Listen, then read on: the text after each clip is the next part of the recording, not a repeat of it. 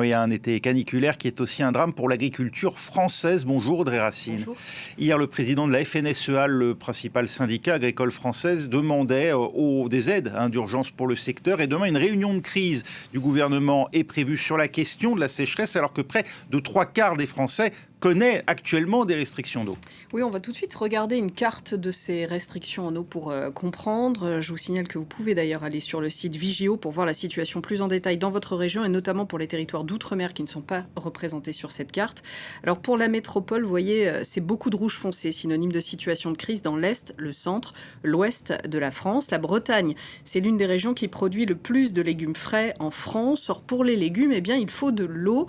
La marque Prince de Bretagne, qui regroupe les plus grandes coopératives bretonnes, a dit s'attendre à des pertes allant de 15% à 100% selon les producteurs. C'est-à-dire qu'il y a certains agriculteurs qui vont tout perdre cette année. Ce sera une année blanche pour eux et on voit là toute la violence du changement climatique sur la ressource en eau. On a eu en France un hiver très pluvieux. On pensait donc avoir un peu de répit sur la sécheresse, mais la violence des canicules qui se sont succédées dès le mois de mai ont asséché les sols à vitesse grand V. Plus les plantes ont chaud, plus elles consomment de l'eau, tout comme nous. Alors le souci, c'est quand il n'y en a pas, eh bien, elles commencent à mourir et la production s'effondre. Une aide d'urgence aux agriculteurs ne suffira malheureusement pas, parce que la situation que nous traversons est appelée à se reproduire à mesure que le climat se réchauffe. L'agriculture, et pas seulement en France, a besoin de s'adapter à ces nouvelles conditions météorologiques. Alors qu'est-ce que ça veut dire? Comment s'adapter, Audrey?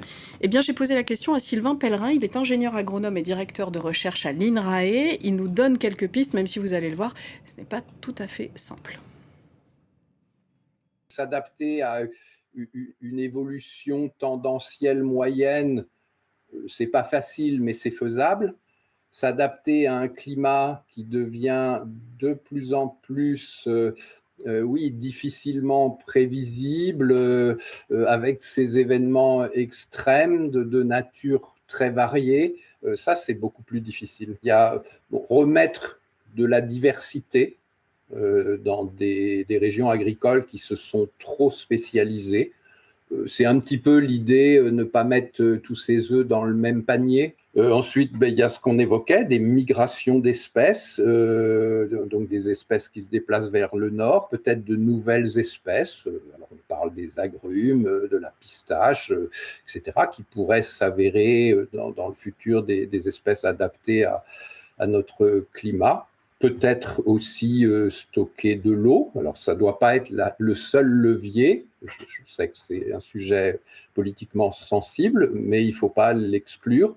On ne fera pas pousser des plantes sans eau. Oui, notre sécurité, notre souveraineté alimentaire est mise à mal par le changement climatique. C'est quelque chose à prendre en compte.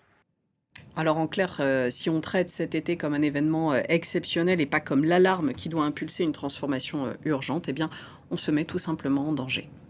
Merci Audrey Racine.